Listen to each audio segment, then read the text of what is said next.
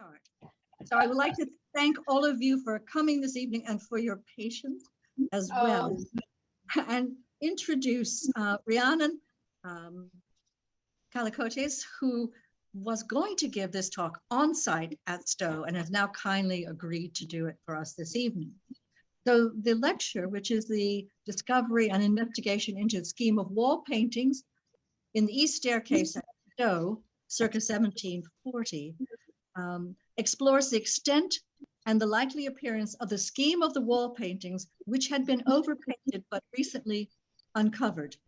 And both Francesco Sleter and William Kent were working at Stowe in the 1730s, and extensive technical analysis, as well as the research on the Stowe archives in, lucky you, Huntington Library in California, has provided comparative information for both artists, which may lead to her to be able to say who actually painted the wall. Now, Rihanna had her undergraduate degree in conservation and has a master's degree in the conservation of fine art. She has worked as a paintings conservator and architectural paint researcher for the past 18 years, and she is currently the senior research fellow in the School of Humanities and Heritage at the University of Lincoln. And during her research project, while she was in California, she received the Robert R. Wark Short-Term Fellowship at the Huntington Library, which allowed her to examine the archives there, and was also recipient of the George B. Clark Prize for research pertinent to the Stowe archives. So without further ado, Rihanna, thank you, and please start your slide. And can everybody hear me? Can we hear me? I think so. I don't see any... Oh, good. Right, that's good. All right. Well, thank you for the introduction, Tina. So, yeah, I will be talking to you this evening about my ongoing research project at Stowe that began with the conservation of the painted ceiling Fayman Victory above the east staircase in 2016, which soon developed following the discovery of a seemingly near-complete scheme of wall paintings, thus altering the perception of the space and our understanding of its physical history and development. As Tina has already explained, my talk will examine the stylistic parallels between the newly discovered paintings with those of William Kent and Francesco Sleter, both of whom were working in Stowe around the 1730s. Stowe House has a complex architectural history, which has been knowledgeably praised by Michael Bevington in his publication on Stowe House, a portion of which I shall summarise briefly just to give context. The Stowe estate was acquired by the Temple family in 1589. However, it was not until the late 17th century that a house was built by Sir Richard Temple to the designs of William Clear. This structure was 4 floors high and 13 bays in length, and forms the core of the existing building we see today. Here's a floor plan of Stowe in the late 17th century, with the location of the east staircase at that time, highlighted in red there. Between 1720 and 1733, alterations were made for Viscount Cobham by Sir John Vanbrugh. But after Vanbrugh's death in 1726, the work continued under William Kent. It is surmised that during this phase of construction, when the North Hall was built, the great staircase was moved to the east corridor, which required its widening, perhaps evidenced by the offset doors to the west wall of the upper landing. Around 1740, the western and eastern state departments were extended.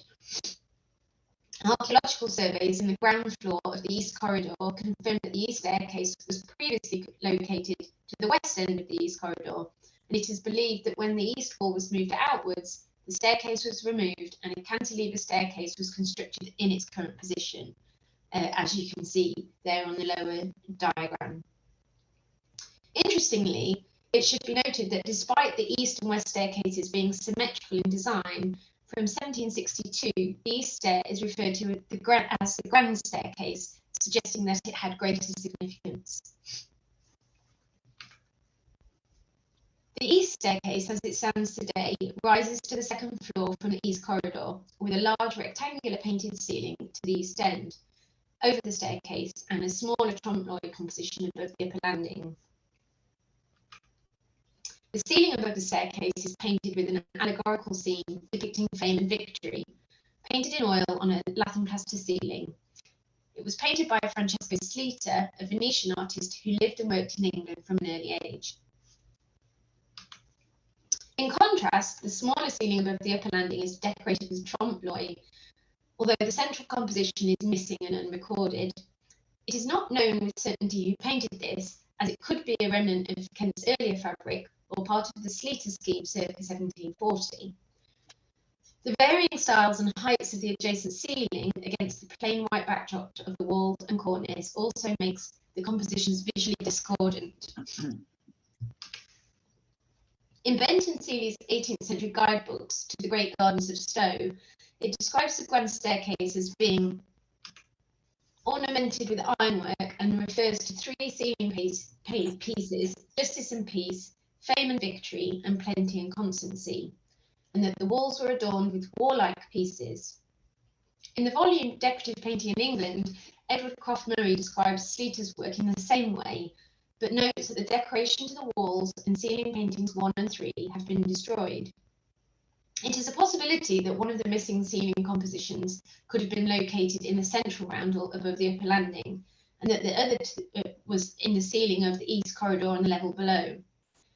The date when these paintings were destroyed is not clear, but they may have been lost during the remodelling works of the 1770s by the Sectional Temple and ceased to be referred to in the Seeley guidebooks after 1798. Following the conservation of the ceiling, preliminary architectural paint research of the cornice was undertaken in order to establish its decorative history. A small number of paint samples and limited uncovering indicated that there were 6 schemes of decoration, and the continuation of the ground layer from the ceiling onto the cornice suggests that the first decorative scheme was contemporaneous with the ceiling painting by Sleter. Scheme 1 was very distinctive in the samples, but the finishes to the frieze between the upper and lower cornice and the wall beneath required further investigation, as these had less consistency and a more complex layer structure comprising up to 5 paint layers. The earliest 4 paint schemes are lead oil paints, followed by 2 schemes of modern alkyd paints containing titanium white, dating from the mid-20th century onwards. The first indications that there might be painterly decoration on the walls in the east staircase was discovered when raised outlines of foliate designs were seen in Raking light in the cornice frieze. A small area of overpaint was removed, revealing a foliate scroll that bore a striking resemblance to the foliate motifs seen to the ceiling above the upper landing, thereby indicating a connection between the decorative finishes in the staircase and the upper landing. Further to the initial discovery, a more robust phase of investigation to establish the extent of the painted decoration and its likely composition were undertaken. Using a raking light, the walls were examined and pencils were used to mark out the composition where visible. Similar outlines were evident across the walls from skirting level to cornice height, from the upper landing down through the staircase and terminating at the pilaster at the foot of the stairs, suggesting the presence of fictive niches, cartouches, over-door panels, architectural pedestals and ashlar blockwork. And in this diagram, I've marked out the sort of approximate positions of the niches, and the blue dashed line shows this sort of possible fictive frame, and the red line and beneath at the foot of the stairs, that was a sort of a feigned ashlar blockwork. And this is the other wall, the south wall. Interestingly, the position of the wall paintings in relation to the doors suggests that the door openings on the half landing and those leading to the boys' dormitory are later. As we can see here on the right hand side, the door cuts through that same niche. During the survey, it was found that the texture of the wall surface in some areas made it very difficult to interpret some of the passages, and following discussion it was agreed that several small windows of uncovering were carried out to establish the presence of significant decoration to the walls of the staircase and landing. Following tests, a two-stage mechanical process using scalpels enabled the painstaking removal of layers of overpaint. The first tantalising find was some architectural detailing of a niche to the south of the upper landing. Oh, would somebody mind muting their microphone, please? Thank you. Followed by the shaft of a pole to the south wall of the staircase, and perhaps most exciting of all, a figure within the niche on the north wall in the upper landing, all appearing to be in very good condition. Smaller areas of uncovering and paint sampling revealed the use of gold leaf in the area of the large oval shape on the north wall, indicating the presence of a fictive frame. With the knowledge that the wall paintings remained largely intact beneath the overpaint, a feasibility study was carried out, which began with in-depth analysis of the subsequent finishes to establish whether they were of any significance in themselves, which would be vital if the wall paintings were to be uncovered. Cross-sectional analysis revealed the scheme of wall paintings was applied directly onto the plaster, with no earlier underlying schemes of decoration. Samples taken from the upper landing and the staircase walls also showed the same paint stratigraphy, suggesting that the two spaces were replastered and finished after the extension in 1740, and decorated in unison as one cohesive space thereafter. All subsequent decorative schemes were found to be plain, with the exception of the second scheme, which was a pale stone colour on a white undercoat with thin white banding, as can be seen in the upper left of the slide. Further investigation of the secondary scheme revealed horizontal and vertical banding, the full width of the north wall of the upper landing. This imitation ashlar blockwork was likely to have been applied following the insertion of the later doorways, which disturbed the original composition of the wall paintings. Whilst the secondary scheme could be regarded as significant in its own right, it is repetitive in nature and deemed to be of considerably less significance than the primary scheme beneath, and its removal could be considered if the scheme of wall paintings were to be exposed.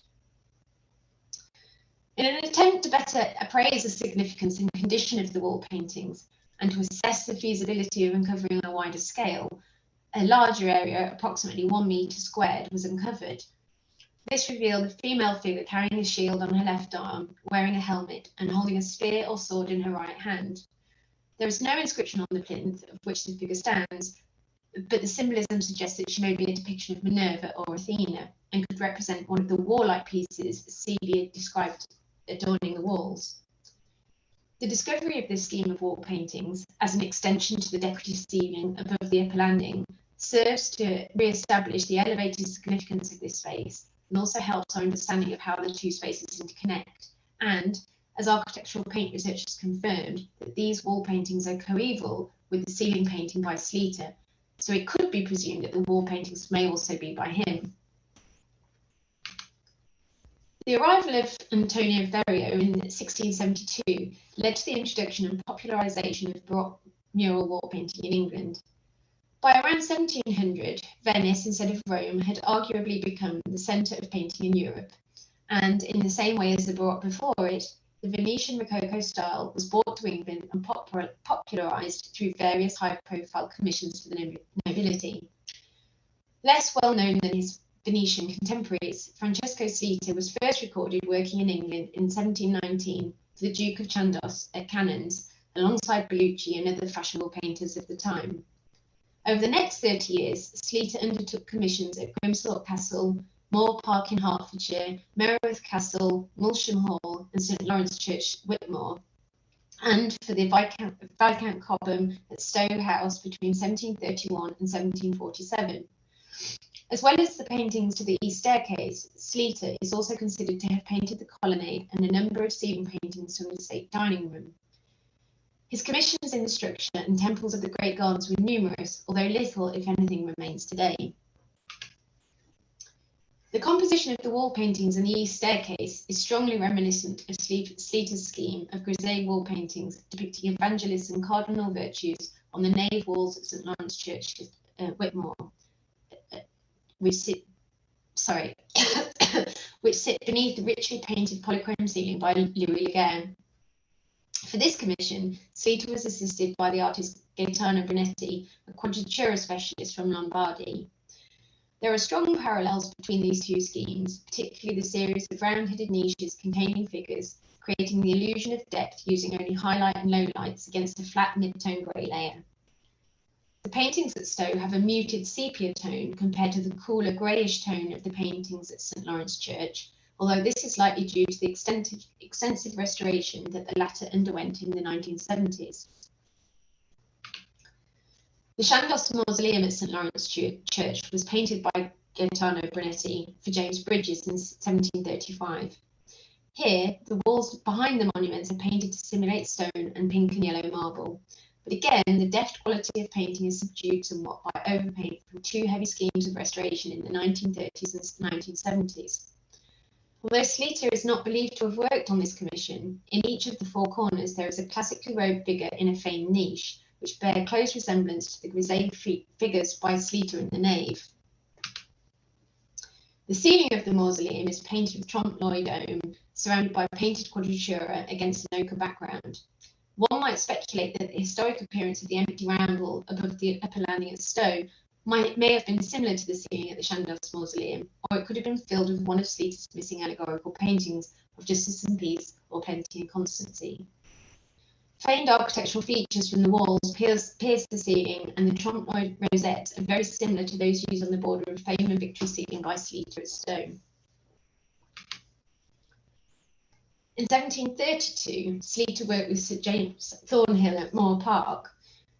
The interior of the gallery hall is markedly different from that of the east staircase at Stowe, with the ceiling and walls ornamented with heavily enriched plasterwork, gilded picking out, and trompe l'oeil dome with inset pictures.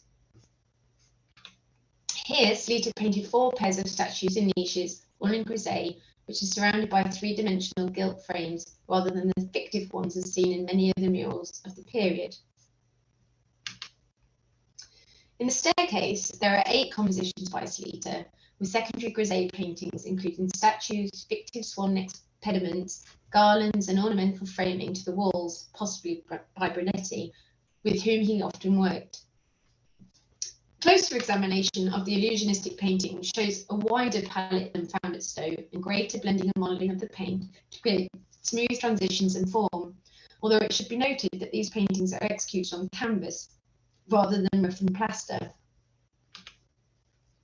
Despite the obvious similarities, there are significant stylistic differences between the figures themselves when compared with that of the revealed figure in the east staircase. At Stowe, Minerva is front-facing, gazing directly at the viewer, whereas Sleter's figures tend to look away from the viewer, often breaking the frame and interacting with other figures in the scheme. Sleter's figures also appear much more Baroque in style due to the exaggerated contrapposto pose and heightened contrast, giving greater depth to the drapery and figure, adding to the sense of volume and movement. Furthermore, Sleter often included an inscription bearing the name of the virtue or mythological figure on the plinth beneath. In order to better understand the composition and style of the wall paintings, permission was granted to uncover larger tracts, revealing a multitude of decorative and iconographic motifs, and underlining the political and military power and riches of Viscount Cobham, whose monogram can be seen on the surviving trompe l'oeil ceiling above the upper landing. The tract uncovering to the figure of Minerva, the goddess of strategic warfare, was expanded, exposing a hand holding a sword in a downward position, and her other hand holding a shield. Above the niche is a cornucopia bearing fruit and flowers, and in the northwest corner there are 3 feigned corbels with a laurel garland festooned across them. There was also a lion mask with a ribbon hanging from its mouth and the upper parts of what appear to be a military trophy with cross pikes or spears. Above the overdoor on the west wall there are further symbols of Cobham's success and power, with a laurel crown and crossed palm fronds. It could also be seen that the cornice is incorporated into the decorative scheme, connecting the paintings on the wall to those on the ceiling. Exploratory Uncovering on the second niche in the south wall revealed another figure, holding a pitcher or urn on his shoulder and another at her waist. This figure might represent the water nymph Egeria, a divine consort representing birth and healing. Further uncovering on the south wall revealed another military trophy between the fictive niches seen here to the right, depicting 16th century weaponry, including a halberd, a Venetian-style sword with an S curve guard and a dog-headed pommel tied together with a ribbon, numerous shafts of pikes or spears, and a stiletto blade tucked between a ribbon and what appears to be a cuirass, joined with a leather strap. To the left is the partially uncovered figure of what appears to be Truth or Veritas, holding a mirror to her face and holding a veil in her left hand that she's pulled from her face. Here is a detail image of the trophy on the left, in which you can really see the detail of the sabre handle. To the right, we can see a smaller section of uncovering to the north wall of the staircase, revealing a shield or plaque overlaid with crossed branches tied together on a vertical shaft. The rounded fruit might suggest that these are olive branches, symbolising victory and peace, which ties with the general iconographical theme of the space. Combining the results from the Raking Light Survey, architectural paint research, and extrapolating the information from tracks of uncovering, we've started to compile an artistic impression of how the walls may have appeared. This is the north wall, and here's the south wall. And you can see it create quite a grand scheme. With larger areas of the paintings uncovered, these are stylistically much more similar to the mural schemes by William Kent, such as in this illustration for the King's Stairs at Kensington Palace, or in this photograph of the staircase at Houghton Hall. Whilst Kent's involvement is feasible, as he was working at Stowe in the North Hall in the 1730s, just prior to the creation of this scheme, there is currently no archival evidence to support this theory. In the early 18th century, English artists were painting large-scale historical compositions in the Italian Baroque style, such as the Painted Hall at Greenwich Hospital by Sir James Thornhill. Despite the popularity of the new Venetian Rococo school, the English Whig aristocracy tended to lean more heavily to the perfection of the Roman tradition. Consequently, in 1709, William Kent was sent by his patrons to Rome to train in the traditional manner. On his return to England in 1719, Kent was initially employed as an interior decorator and worked on many large country houses throughout England through his friend Lord Burlington, including the staterooms at Kensington Palace. Later, Kent turned his attention to architecture, introducing and popularising the Neo-Palladian style, before going on to be an important figure in the English landscape design, the Gardens of Stowe being one of his most famous works. The partially uncovered figures at Stowe have a strong visual resonance with other figures painted by Kent, including Diana in the staircase at Houghton, Minerva in the staircase at Raynham Hall, and Minerva in the Fane niche in the King's Staircase at Kensington Palace. In known examples of Kent's work, his crusade figures are painted with a muted tonality, and there is no inscription to the plinth on which the figure stands, as is the case with the figures at Stowe. The proportions of the figures also tend to be quite masculine, with broader shoulders and muscular arms, and with a distinctly rounded chin. Kent's figures often stand in a round-headed niche with a square-headed architrave, surmounted by a broken pediment or decorative garland, as seen here at Houghton to the left and at Raynham Hall in the middle. The architrave is frequently decorated with water-leaf and breathing mill motifs, picked out with gilded highlights. Some elements of this are repeated at Stowe, although there is no evidence of the square-headed architrave or pediment.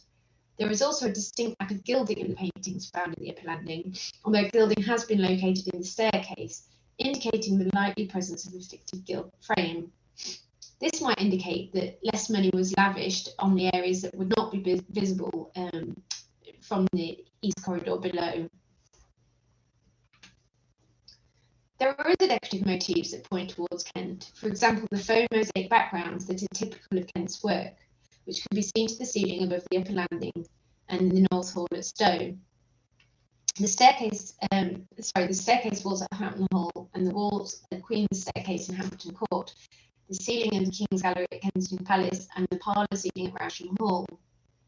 In most cases, the mosaic is described as being gilded or on a gold mosaic ground, but there are other examples of this being expressed in paint alone, such as the roundel to the ceiling of the King's Great Drawing Room at Kensington and to the ceiling of the Blue Velvet Room at Chiswick House. When looking at the interior of the east staircase and the upper landing as a whole, there are other elements within this space that may have been designed by Kent, who designed whole interiors and furniture for powerhouses of the time. For example, the 4 earliest door openings in the upper landing have an ornate overdoor, as seen here on the far right.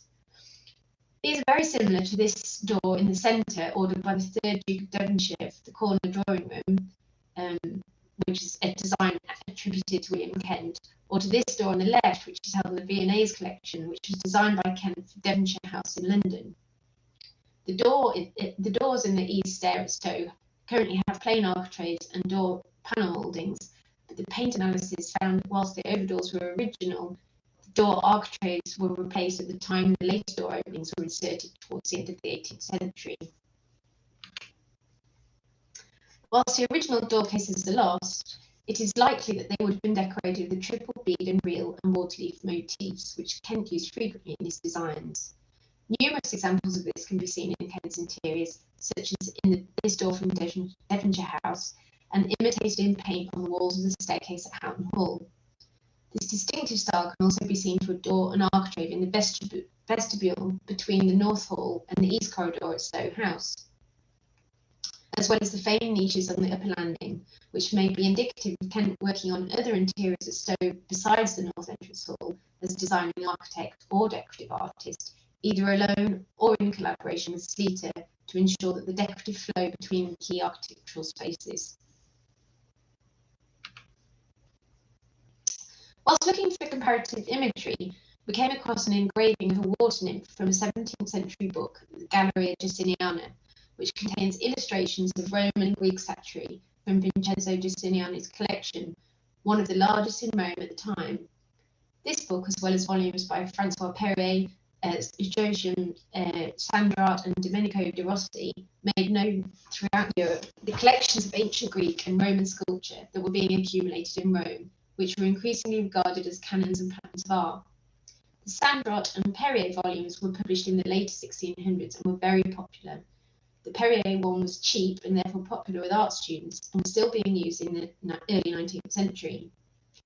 The books by de Rossi, Perrier and Sandrat were all compilations of the statues that were considered the best according to the experts of the time and were drawn from several different Italian collections.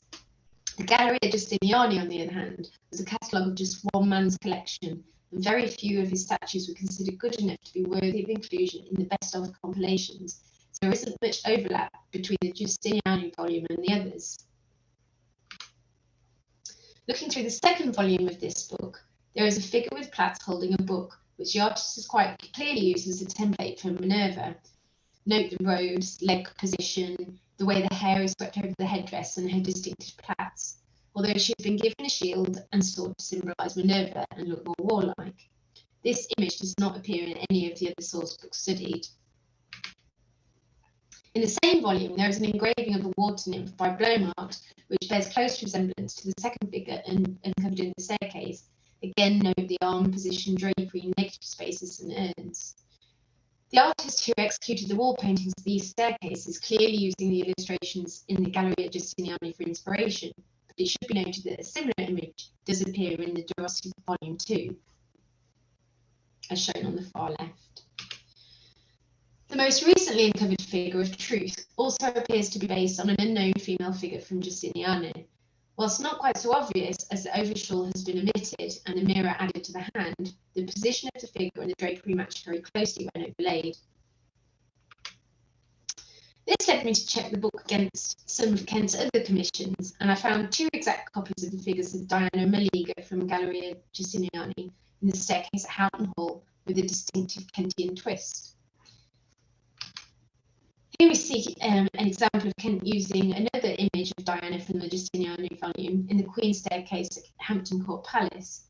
The drapery, leg position and the bow are directly copied, but the left arm has been repositioned, perhaps so as not to break the frame as Kent so rarely does. Whilst Kent does appear to use the Giustiniani volume quite heavily, almost as a pattern book, there are some exceptions. For example, in the King's Staircase at Kensington Palace, there is an image of the prisoner in the Medici garden that appears to have been copied from the Francois Perrier volume. And on the right, here at Houghton Hall, Kent also uses the De Rossi volume for a figure of Mercury, although he's added a modesty cloth.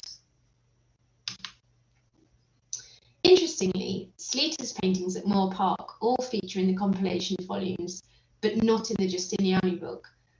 Although the images that appear in De Rossi, Perrier and Sandra volumes are all obviously of the same statue, stylistically they're all very different, and it is clear that Sleter is only using the De Rossi volume, this is the second image in from the left, as illustrated on this slide showing the figure of Hercules from Moor Park. Again, here we see the figure of Silenus, with the De Rossi etching being the only one from the same angle.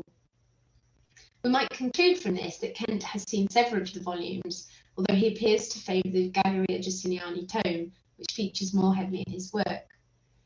Kent also appears to make many more adjustments to the figures, using them more as templates or basis, as a basis for his paintings. For example, changing arm positions, changing things, and interchanging iconographic objects to fit the given theme. In contrast, Sleter copies the original etchings much more faithfully and only appears to use the De Rossi book, although other examples that disprove this theory may become apparent over the course of my research. It should also be noted that history painters such as Sleter and Kent were commissioned by their patrons to paint their houses with their own inventions or copies of decorations that they admired in Italy, and they would draw on primary and secondary materials they had collected, which would be copied, perhaps cherry-picking from several schemes, adapting and setting out to fit a particular material. The idea of copying did not diminish the significance of the work, and a contemporary at the time wrote that originals and copies much the same, the picture's value is in the painter's name. Curiously, despite Kent being known to have worked at Stowe, there is a distinct lack of reference to him in the thousands of bills, dockets and ledgers in the Stowe House archives at Huntingdon. In contrast, there are at least 7 entries in the household ledgers paying Mr. Sleter the painter, both on account and in full, between 1740 and 1746, to the value of about £75, a not inconsiderable sum, but they do not specify what exactly he was working on or where.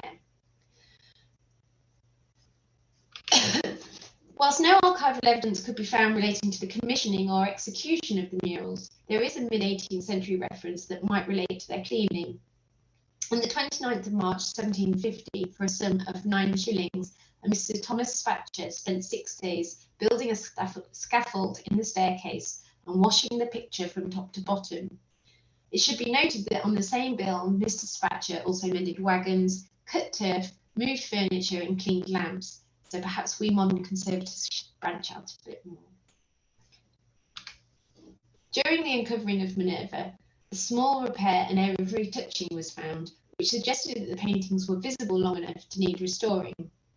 However, when examined in UV light, as seen here on the right, whilst the texture of the fill and the autofluorescence of the background colour appeared incongruous with the original, the painted decoration that overlies it is consistent. This suggests that the repair occurred during the construction of the painting and might relate to repair damage from a pinhole used to attach the cartoon to the wall for pouncing while setting out the paintings, as Kent was known to have done at Hampton Court Palace with the ceiling of the Queen's staircase. To better understand the painting materials used, samples are retrieved from the paintings in the upper landing, as well as from schemes known to be by Sleter and Kent, in the hope that by studying the samples comparatively, some parallels with either of the artists could be established. Analysis was carried out using FTIR and GCMS to understand the binding medium.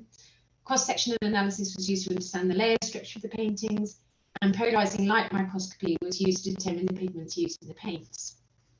The Kent schemes that were examined included the north entrance hall at Stowe and the great staircase at Houghton Hall. And in both instances, an area of grisaille work was sampled, although it should be noted that the paintings at Houghton are on canvas and not plaster. Fortunately, however, both schemes are unvarnished and have undergone comparatively little restoration and are almost entirely original. The Sleter schemes that were sampled included the paintings at St Lawrence Church at Stanmore and the ceiling of the dining room, and as well as the Fame and Victory ceiling in the East Stairs at Stowe. All of these are executed in oil paint on plaster, but they have undergone some alterations and restorations, and some overlie earlier decorative schemes. For example, in 1763, the Sealy Guide for Stowe states that the dining room is finely ornamented with paintings and gilding by Sleter, a misspelling of Sleter. However, by 1817, the guidebook states that the ceiling is ornamented with gilding by Sleter and paintings by Jones. This would suggest that the composition by Sleter had been overpainted, or the existing grisaille vignettes and the surrounding scrollwork was retained. Samples taken from the exposed wall paintings in the east staircase and from the grisaille ceiling, shown here on the left, reveal a pinkish grey base layer, although much darker to the walls than the ceiling.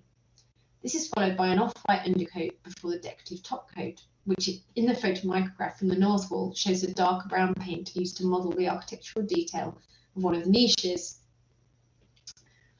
In comparison, the two samples on the right, taken from the state dining room at Stowe, we can see in both instances that there is a more finely ground, brighter white priming layer beneath the decorative finishes. When examining samples from the nave walls at St Lawrence Church, it is very difficult to draw any comparisons with those from the staircase, as it overlies at least two schemes of earlier decoration and has been very heavily restored. What is interesting to note, however, when looking at the sample taken from the painted vignette from the state dining room on the top right, Sleter's polychrome paintings are visible beneath the excellent grisaille scheme by Jones and appear quite similar to the sample taken from the sky from the Fame and Victory painting of the stairs, shown on the bottom right. When examining the samples taken from the two Kent schemes, in comparison with the sample taken from the grisaille ceiling and the upper landing of the east stairs, there are stronger similarities, despite them being applied onto different primary supports. In each case, there are two off-white preparation layers, with an upper layer comprising ochres, black and white in varying proportions. Generally, Kent's schemes comprise paint layers that are more coarsely ground, and the undercoat is more strongly coloured than those seen in schemes thought to be by Sleter. Interestingly, in an unpublished condition survey of the Queen's Stairs at Hampton Court Palace by Granville and Burbage in 2010, it describes a similar layer structure of a red oil-rich sealant, followed by three neutral coloured preparatory layers before the application of the coloured paint layers, which is also observed in the sample from the North Hall ceiling shown here in the bottom right. Samples from the two schemes of each artist were analysed to determine the binding media to see if the materials used were characteristic in their work. FTIR analysis of a sample taken from the Fame and Victory painting revealed the presence of a drying oil, and GCMS found that it was a heat-bodied linseed oil. GCMS analysis revealed that the newly discovered wall paintings were also painted with the heat-bodied linseed oil, but they also contain beeswax. 4 further samples from the nave at St Lawrence Church and the dining room at Stowe by Sleter and Kent's paintings at Houghton and the North Entrance Hall at Stowe were analysed using GCMS. The results revealed that both Kent schemes and the Sleter scheme at St Lawrence Church contain linseed oil, traces of pine resin and beeswax, whereas the sample from the state dining room was painted with linseed oil and a trace of beeswax only. Whilst this does not help us determine the likely artist, it does help us to understand that both artists incorporated resin and beeswax into their paints, which helped give body and lustre to the paint without the need for varnishing. Pigment identification was done using polarising light microscopy, and occasionally we supplemented this with XRF and SEM-EDX. The top left image shows the round particles in rhomboidal clusters typical of lead white and was found in all samples. The top right image shows a particle of goethite, which is commonly found in brown and yellow ochres, siennas and umbers, and was found in most samples from Kent schemes, which are generally warmer in tone. The lower left image shows a mixture of lead white, iron hydroxide and possibly purple fluorite pigments in a sample taken from the Kent scheme at Hampton Hall. Alongside a particle of anatase, there are also two particles of iron oxide hydroxide with a tabular shape and bright orange colouring across polars. This sample was taken from the dark reddish brown that was used for the lowlights in the newly uncovered paintings on the north wall of the upper landing. The sample from the background of the ceiling above the upper landing was confirmed as being yellow ochre mixed with lead white, which is an image of here on the lower right. The analysis showed that the samples contained mixtures of earth pigments and lead white, as would be consistent with paintings of this period. Whilst not unique to the paintings at Stowe, this was corroborated by numerous references in the Stowe archives for the purchase of ground lead white, Spanish brown, linseed oil, umber, fuller's earth, English red, French ochre and gold between the 1720s and 1740s for house painting. So, in conclusion, whilst it's not yet possible to firmly attribute the paintings in these stairs, I feel that the evidence is pointing more in the direction of Kent. It's hoped that as more of the paintings are uncovered, they will yield more information for comparative analysis, and that continued research will shed more light on this magnificent scheme of wall paintings. And that's it. Thank you for listening. Does anybody have any questions?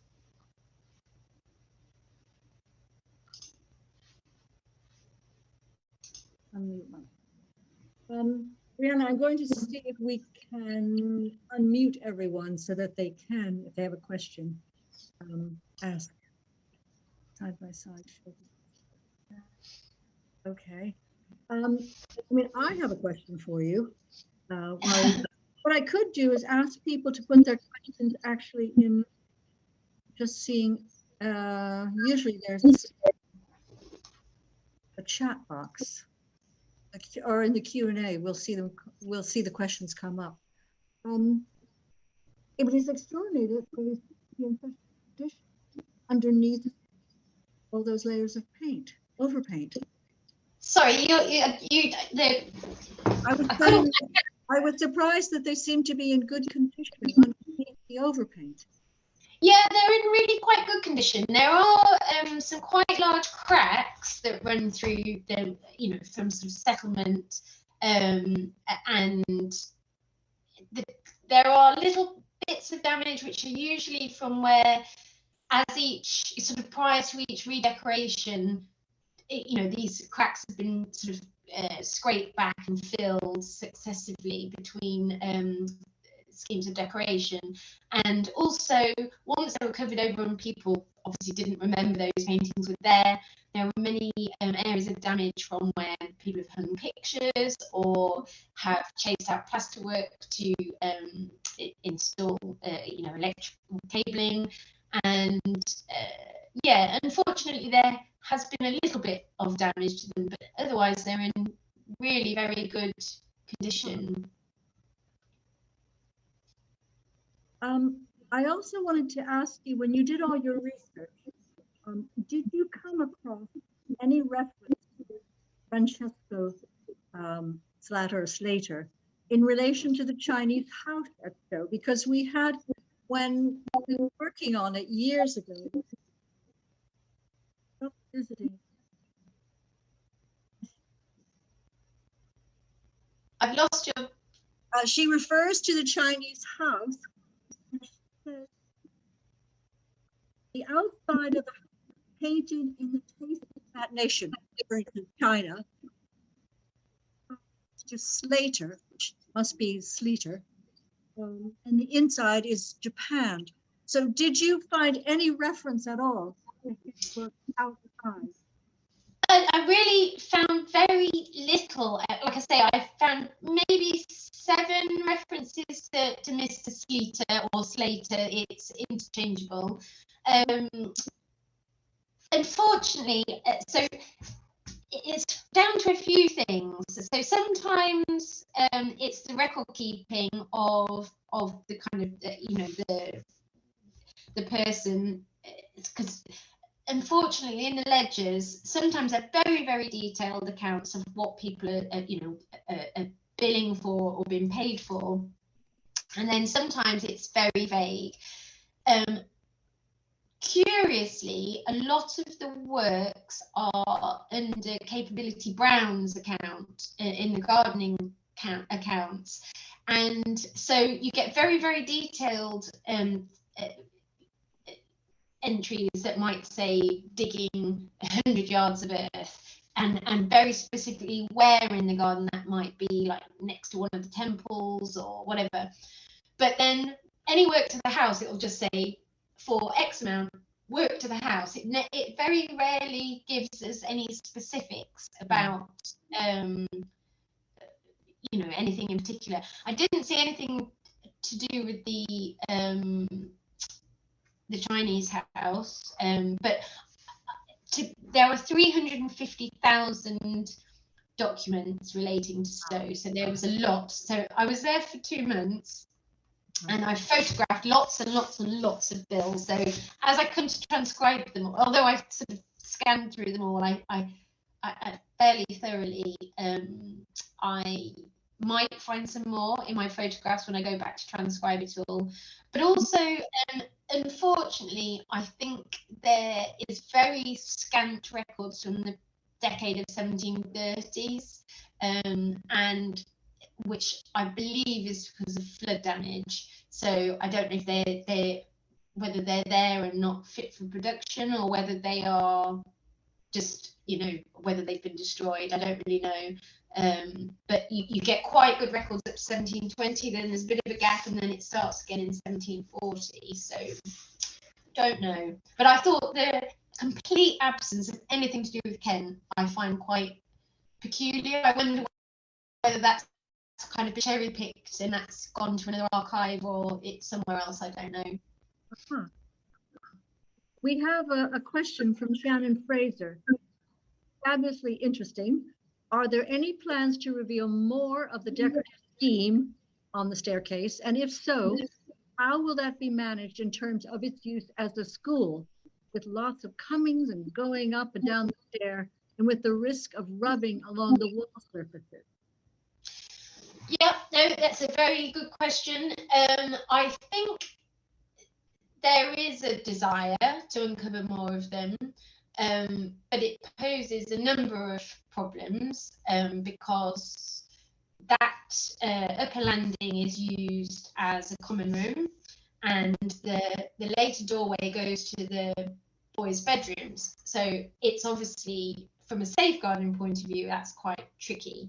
I go and do a little bit of uncovering in the school holidays here and there and work around things. If you were to factor that up and uncover on a wider scale, I mean, it would, I presume they would have to be relocated from that space, because they're lead paints, a lot of the overpaint. So, you know, we have to have PPE and, you know, HEPA filter vacuums to make sure that there's no, you know, lead dust contamination. So there's quite a lot of issues. And I think also with the children using that room, I think when we first uncovered, we did uncovering higher up in case that, you know, students might draw on it or, you know, damage it in some way.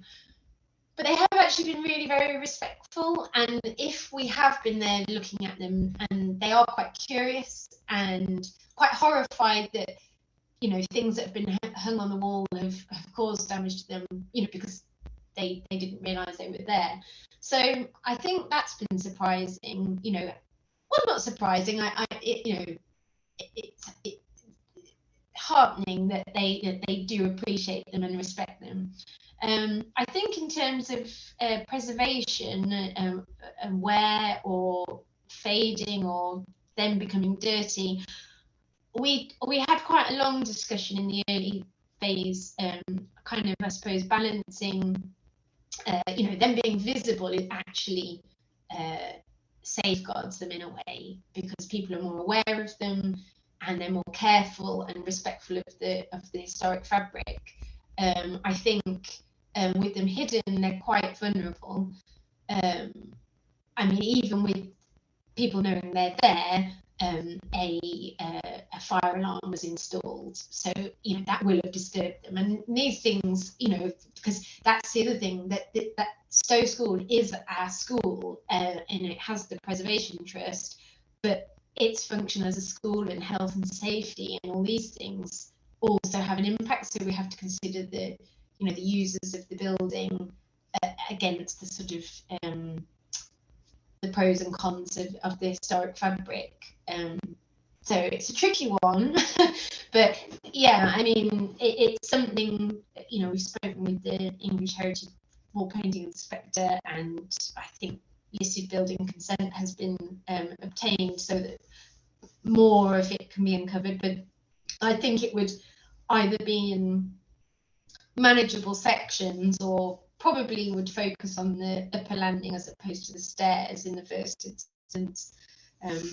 But we're also looking at, we do building scanning as well, and doing a you know, a 3D model, so that you could do the virtual immersive environment, so that people could wear a VR headset, and because the scheme is obviously three-dimensional in the room, it would be good for people who are coming on the house tours, instead of coming up the stairs and looking at the paintings, they could wear the headset and look around the space and appreciate it. So that's another thing we're looking at.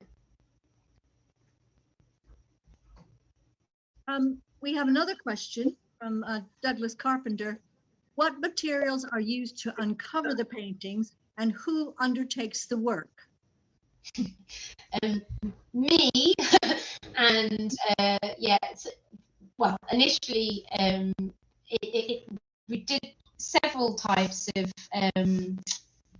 testing materials of uncovering. We've tried laser cleaning, we've tried with solvents and solvent gels, poultices, and because of the texture of the plaster and the paint layers are so thin, it's very difficult to clean with those methods. So actually the most effective method is with mechanically with scalpels.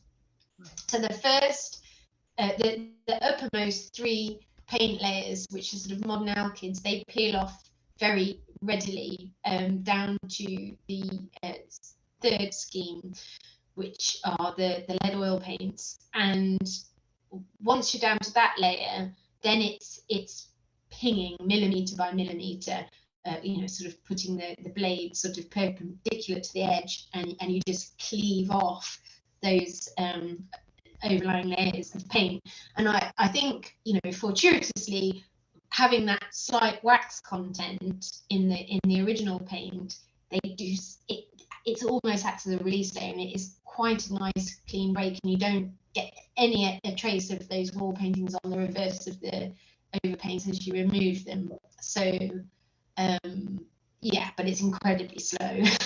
really very slow. Any other questions? Well, if not, and thank you very much, Rhiannon, for your talk, and I'm so glad we solved the technical problems in the end. Oh, yeah, but